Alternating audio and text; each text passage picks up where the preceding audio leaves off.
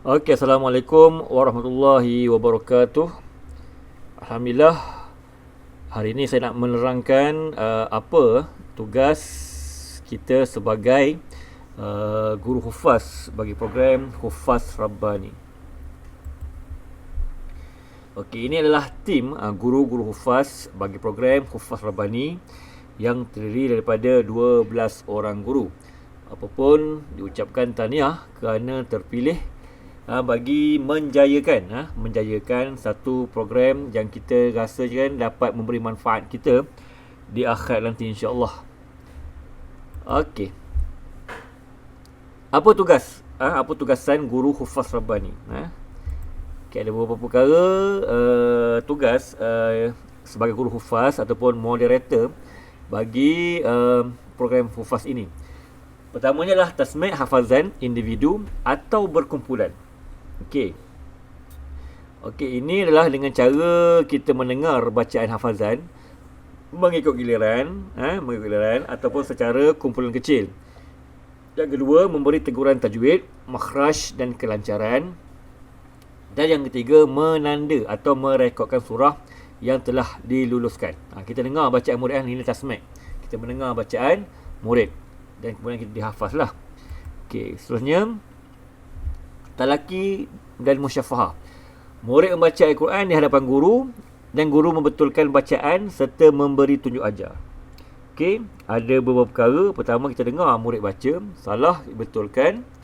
Okey, barulah dia mulakan hafazan. Kalau murid dah boleh hafaz, dia boleh terus hafaz dan terus kita rekodkanlah. Okey. Musyafahah adalah murid melihat bacaan mulut guru, menyebut makhraj dengan tepat. Okey, seterusnya adalah kemaskinian ataupun kita merekodkan hafazan murid. Saya menggunakan kaedah rekod menggunakan app sheet. Menggunakan app sheet yang telah saya sediakan dalam app sheet sekolah. Jadi sebentar lagi saya akan tunjukkan bagaimana cara merekodkan hafazan murid. Okey, di sini saya nak menunjukkan bagaimana cara penggunaan app sheet bagi merekodkan program My Hufaz Rabbani. Dalam app sheet One seperti apps yang kita pakai sekarang, dalam tu saya dah letak satu button untuk merekodkan perjalanan ataupun hafazan murid bagi program tersebut. Okey, saya letak satu logo iaitu bernama My Hufaz Rabbani. Kita klik My Hufaz Rabbani, kemudian dia akan membawa paparan kepada apps My Hufaz Rabbani. Okey, dalam My Hufaz Rabbani ada button hafazan, serai murid, analisis, pencapaian, jadual guru dan menu utama. Okey, cikgu hanya klik pada bahagian hafazan. Okey, bila kita klik pada bahagian hafazan, kita terus memaparkan untuk bahagian kelas dan nama. Tanya murid di kelas mana. Kalau di kelas 4UK, kita klik 4UK dan kita pun cari nama. Okey, ada 3 orang yang telah khatam. Jadi kita pun klik nama dia, kita pun save. Save, dia akan membawa ataupun akan bawa kepada paparan surah-surah dalam juzuk Amma. Ada 37 semuanya. Okey, surah Fatihah adalah surah yang wajib kita baca. Okey, caranya adalah kaedah My Hufaz ini adalah dengan mendengar dahulu murid baca sekali.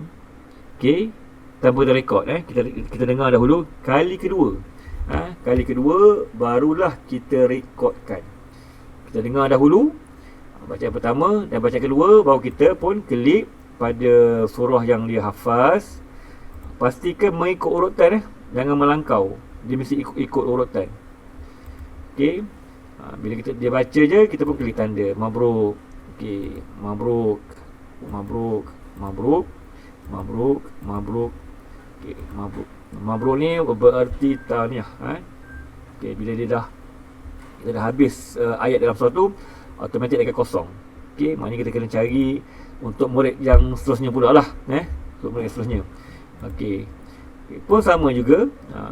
tanya dulu murid kelas mana, kita pun cari nama dia, klik, kita pun save. Surah Hafazan Fatihah kita pun klik, dia baca dah okey, kita klik. Kita biar sekejap, dia akan proses. Dia kata simpan, kosong. Kita pun klik sekali lagi hufaz untuk murid seterusnya. Begitulah cara kita merekodkan bacaan murid tersebut. Jadi sekiranya murid tu telah baca surah, contohnya surah yang dah baca, contohnya Iman. Okey, hijau ni maknanya dia dah baca lah. Tak perlu kita klik lah, kita cari surah yang belum lagi dia baca. Nas, masih lagi hitam. Hitam maksudnya belum lagi baca. Dan hijau ini dia telah baca atau telah hafaz surah tersebut. Okey, itu saja untuk penerangan berkenaan merekodkan hafazan murid bagi program Hufaz Rabbani. Okey, terima kasih daripada saya selaku penyelaras My Hufaz Rabbani. Assalamualaikum warahmatullahi wabarakatuh.